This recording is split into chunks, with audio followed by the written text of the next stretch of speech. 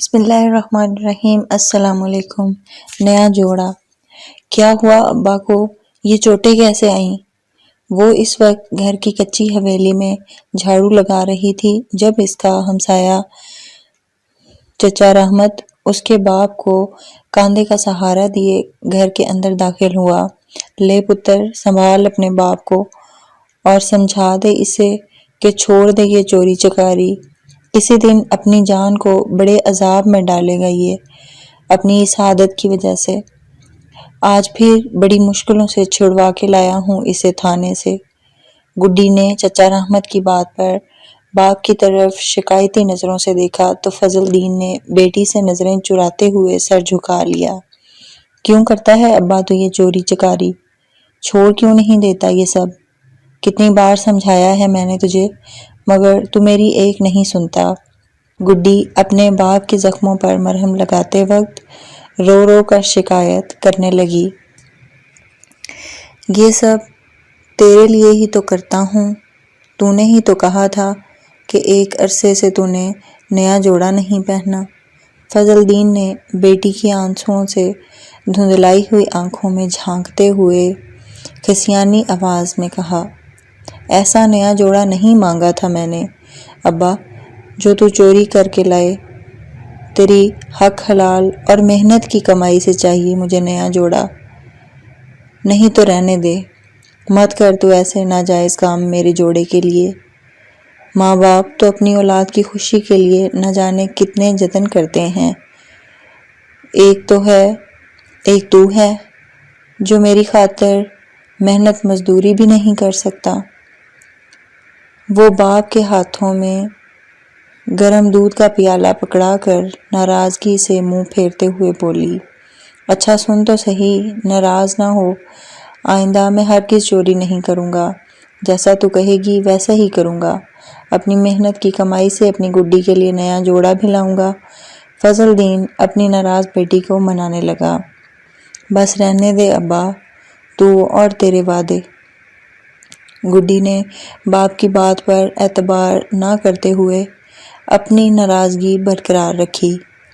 اچھا ٹھیک ہے پھر، جب تک تو مان نہیں جاتی میں بھی یہ دودھ نہیں پیوں گا۔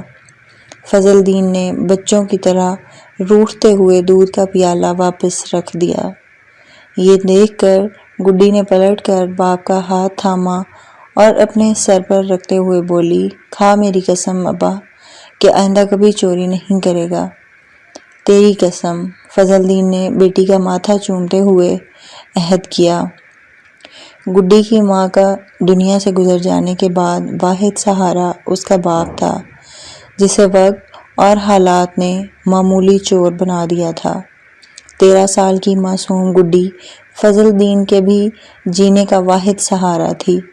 فضل دین جو عموماً شام تک گھر لوٹ آیا کرتا تھا، آج خاصی دیر ہو چکی تھی اور وہ اب تک گھر نہیں آیا تھا۔ ساری رات باپ کا بے چینی سے انتظار کرنے کے بعد گڈی کو مدد مانگنے کی غرض سے اپنے ہمسایہ چچا رحمت کا خیال آیا۔ ابھی وہ اس کے گھر کی طرف جانے ہی والی تھی کہ اسے اپنے گھر کے باہر دروازے پر کچھ لوگوں کی آوازیں سنائی دیں۔ دروازہ کھول گڈی پتر۔ چچا رحمت کی اس آواز کے ساتھ ہی دروازے پر کھڑے باقی لوگوں کی آوازیں بھی قدرے بلند ہونے لگیں۔ وہ زوروں سے دھڑکتے دل کے ساتھ دوڑتی ہوئی دروازے کی طرف لپکی۔ دروازے کے باہر کا منظر دیکھتے ہی اس کے پاؤں تلے سے جیسے زمین کھسک گئی تھی۔ محلے کے چند افراد چارپائی پر رکھا اس کے باپ کا لہو لہان جسم کاندھوں پر اٹھائے کھڑے تھے۔ کیا ہوا میرے ابا کو؟ اس نے حیرت اور غمزدہ نگاہوں سے چچا رحمت کی طرف دیکھ کر سوال کیا۔ کل رات پولیس نے کچھ مقامی ڈاکوؤں کی انکوائری کی، سنا ہے تیرا باپ فضل دین بھی انہی ڈاکوؤں کا ساتھی تھا۔ شدت غم اور صدمے کے باعث بے ہوش ہونے سے پہلے یہ وہ آخری الفاظ تھے جو گڈی کے کانوں میں پڑے تھے۔ گڈی پتر، حوصلہ رکھ اور اپنے ابا کا آخری دیدار کر لے۔ محلے کے کچھ لوگ اس کے گھر کی کچی حویلی میں اس کے باپ کی میت کے ساتھ بیٹھے گڈی کے ہوش میں آنے کا انتظار کر رہے تھے۔ مگر گڈی ہوش میں آنے کے بعد بھی سکتے میں تھی، جو اپنے باپ کی رخصت ہوئی میت کو خالی خالی پتھرائی ہوئی آنکھوں سے دیر تک دیکھتی رہی۔ معلوم ہوتا تھا جیسے اس کی رگوں میں خون اور آنکھوں میں آنسو تھم گئے ہوں۔ معصوم گڈی اپنی ماں کے بعد آج اپنا واحد سہارا اپنے ابا کو بھی ہمیشہ کے لیے کھو چکی تھی۔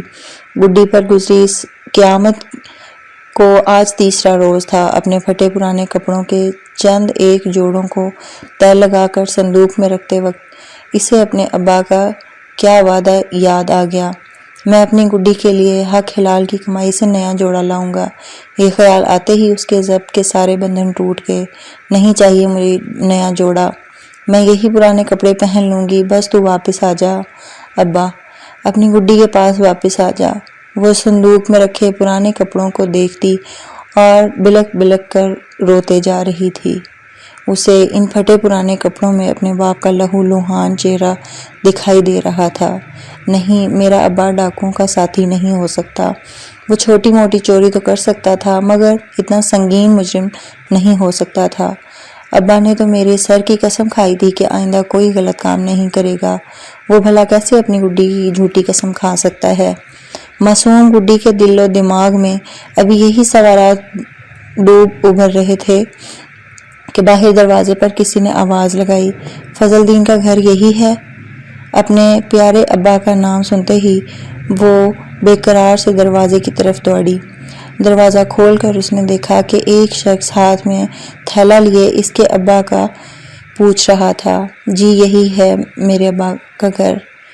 اس سے پہلے کہ وہ مزید کچھ کہتی، دروازے پر کھڑا شخص وہ تھیلا گڈی کی طرف بڑھاتے ہوئے بولا، یہ فضل دین کی امانت میرے پاس رہ گئی تھی۔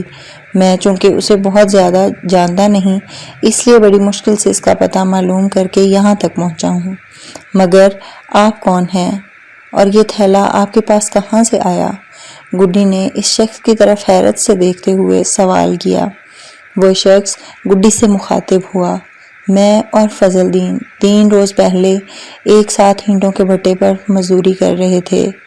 اس نے دن بھر کی سخت محنت کے بعد شام کو 500 روپے کمائے اور ہم دونوں ایک ساتھ وہاں سے اپنے اپنے گھروں کے لیے نکلے تو راستے میں قریبی بازار سے اس نے کچھ خریدنے کی غرض سے مجھے ایک دکان کے باہر رکنے کو کہا۔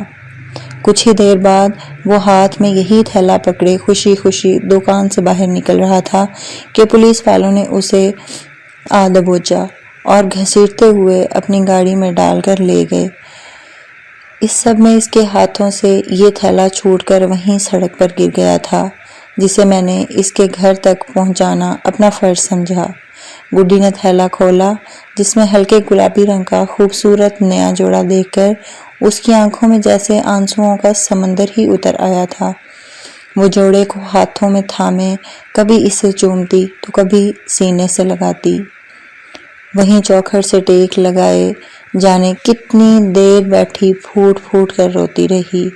اپنے باپ کی محنت کی کمائی سے خریدے گئے اس جوڑے کے علاوہ جو آج اسے نصیب ہوا، وہ یہ یقین تھا کہ اس کا باپ ڈاکو نہیں تھا۔